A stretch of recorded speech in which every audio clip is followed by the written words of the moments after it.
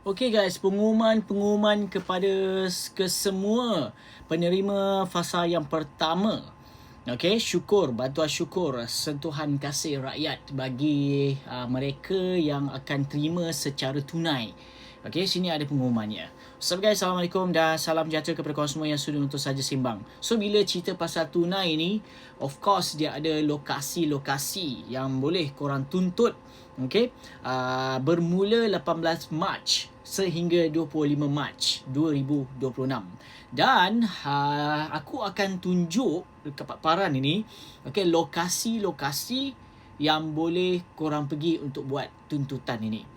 Dan aku akan pause 5 saat macam tu, dan kau boleh screenshot. Okey? Jom kita tengok paparan ini.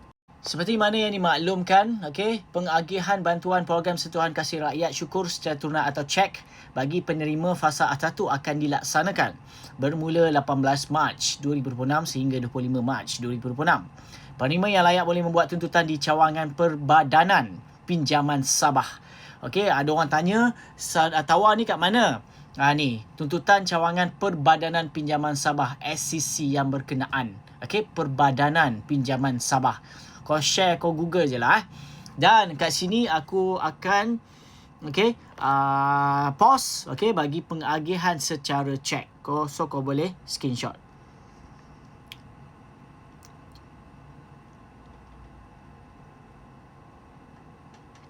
Okey, dan pengagihan secara tunai kau boleh screenshot.